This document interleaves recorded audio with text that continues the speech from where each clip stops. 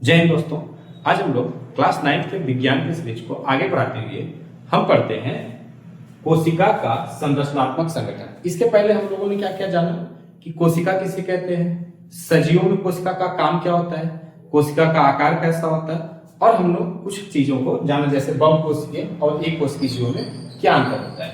तो अब हम पढ़ते हैं कोशिका का संरचनात्मक संगठन, मतलब कोशिका किससे मिलकर बनी हुई है, कोशिका में क्या क्या पाया जाता है। तो कह रहा है कोशिका में विशिष्ट घटक पाए जाते हैं, कई प्रकार के घटक पाए जाते हैं, कई प्रकार की चीजें पाई जाती हैं जिन्हें हम कहते हैं कोशिका, जिन्हें हम क्या कहते हैं कोशिका। यदि हम कोशिका का अध्ययन सूक्ष्मदर्शी से करें, यदि हम कोशिका का अध्ययन सूक्ष्मदर्शी से करें, माइक्रोस्कोप से करें, तो हम देखते हैं कि हमें लगभग प्रत्येक कोशिका में, मतलब हर कोशिका में 3 प्रमुख घटक दिखाई देते हैं। जैसा कि हम लोग क्या जानते हैं, जब हम लोग क्या पढ़ा कि कोशिका में क्या होता है, कोशिका में कुछ प्रमुख घटक पाए जाते हैं जो कि क्या करते हैं, कोशिका में उनको कोशिका का कार्य संपन्न करने में काम करते हैं, और उन्हें हम क्या बोलते हैं, कोशिकांग कहते हैं। अगर हम सूक्ष्मदर्शी के द्वारा कोशिका का अध्ययन करें तो हमें प्रमुख रूप से 3 चीजें पहले दिखाई देंगी कोशिका में, जो कि पहला क्या है, प्लाज्मा झिल्ली, जिसे हम क्या बोलते हैं, कोशिका झिल्ली भी बोलते हैं, जिसे हम क्या बोलते हैं, कोशिका झिल्ली, इंग्लिश में बोलते हैं सेल मेम्ब्रेन। उसके बाद दूसरा क्या मिलेगा हमको, साइटोप्लाज्म। तीसरा क्या मिलेगा, न्यूक्लियस, मतलब केंद्र। तो हमें अध्ययन करने पे केवल 3 चीजें दिखाई देंगी, कोशिका द्रव्य, कोशिका झिल्ली और केंद्र। और कोशिका के अंदर कार्यात्मक और कोशिका को जीवित रखने के लिए यही उत्तरदायी है, मतलब कोशिका में जो कार्य हो रहा है, कोशिका को जीवित रखने में मदद कर रहे हैं कौन, प्रमुख 3 घटक यही है। और इन्हीं तीनों घटकों के अंदर बहुत सारी चीजें आती हैं और उन्हें हम क्या बोल देते हैं, कोशिका में बोलते हैं, जैसे माइटोकॉन्ड्रिया, गाल्जी बॉडी, लाइसोसोम, तारक, सब चीजें क्या होती हैं, सब क्या है, घटक।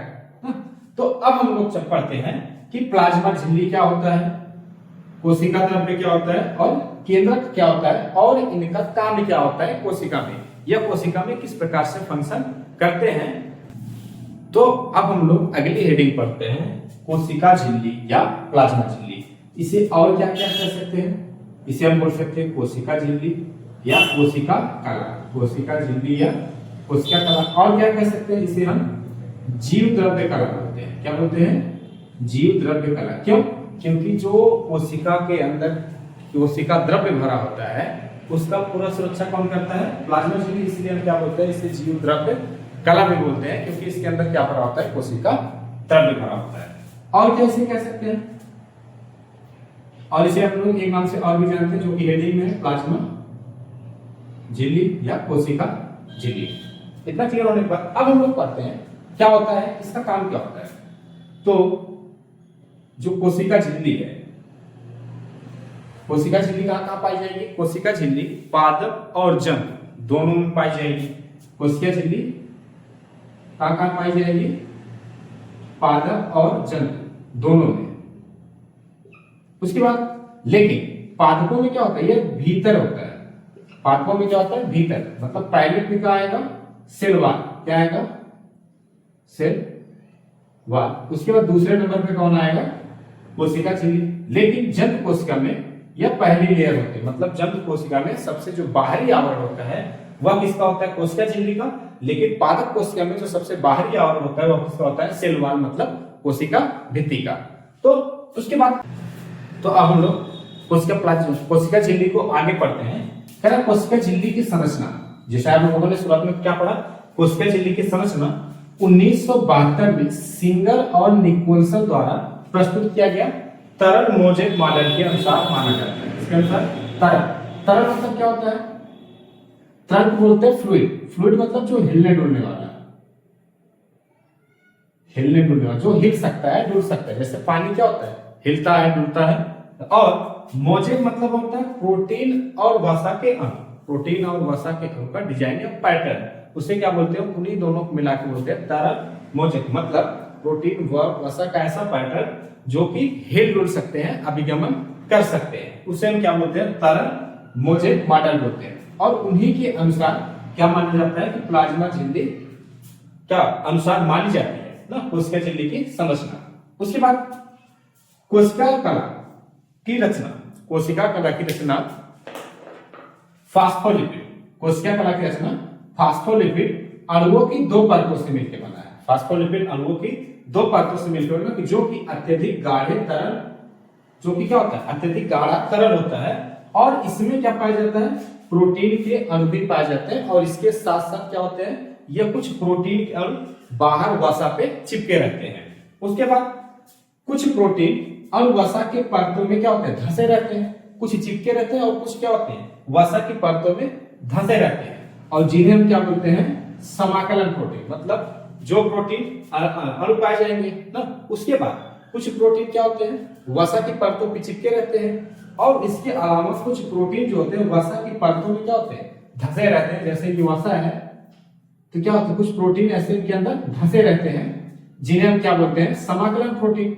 कुछ समाकलन प्रोटीन, कुछ कह रहा है कुछ समाकलन प्रोटीन इतने बड़े होते हैं कि और इस प्रकार धंसे रहते हैं, इतने बड़े होते हैं और इस प्रकार धंसे रहते हैं कि वसा की इनकी दोनों परतें, मतलब ऊपर का साइड और नीचे का साइड दोनों परतें वसा की दोनों परतों के आर पार दिखाई देता है, और दोनों परतों क्या तरफ निकले रहते हैं या बाहर दिखाई देता है, और एक टनल के रूप में दिखाई देता है, और एक क्या लंबी सकरी गुहा बनाता है, जिसे हम क्या बोलते हैं टनल प्रोटीन बोलते हैं। उसी को क्या नाम देते हैं हम लोग टनल प्रोटीन, उसी को क्या नाम देते हैं प्रोटीन। मतलब अगर पूछा जाए टनल प्रोटीन क्या होता है तो क्या होगा जो प्रोटीन वसा के दोनों तरफ दिखाई देते हैं, वसा परतों के दोनों तरफ निकले रहते हैं और एक गुहा के समान संरचना बनाते हैं, उसी को हम क्या बोलते हैं टनल प्रोटीन बोलते हैं।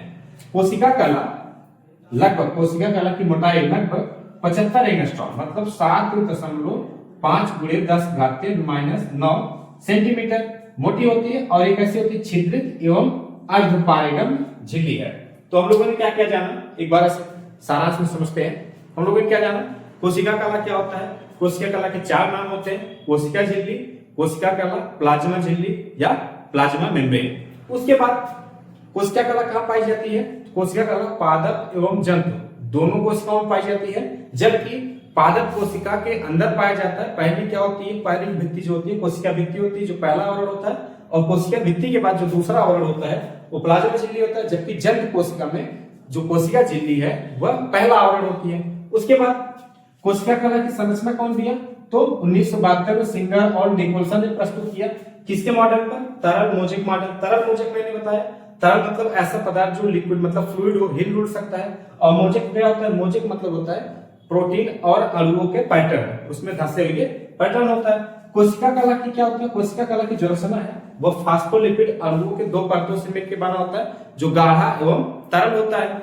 उसके बाद इसमें क्या पाए जाते हैं, इसमें कुछ प्रोटीन के अणु भी पाए जाते हैं, कुछ अंदर पाए जाते हैं, और कुछ क्या होते हैं वसा के बाहर चिपके रहते हैं।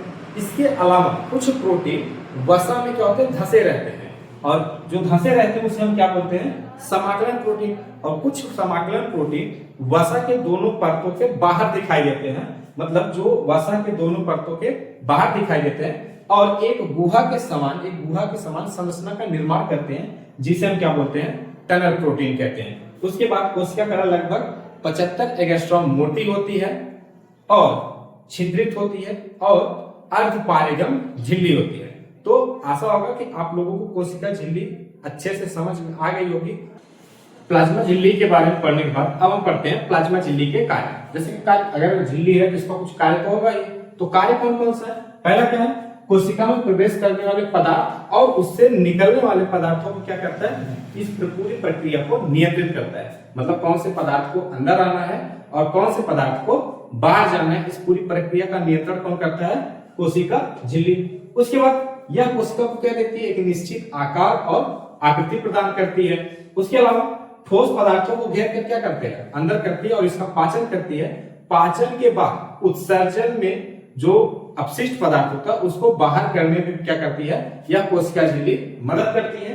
उसके अलावा पदार्थों, कोशिकाओं, ऊतकों की पहचान करती है। कैसे, अपने विशिष्ट रासायनिक प्रक्रियाओं के कारण इसमें कुछ रासायनिक चीजें पाई जाएंगी, जिससे क्या होती है, यह पदार्थ कोशिकाओं, ऊतकों का पहचान करती है। तो आई होप कि आप लोगों ने कोशिका झिल्ली को अच्छे से समझ लिया होगा।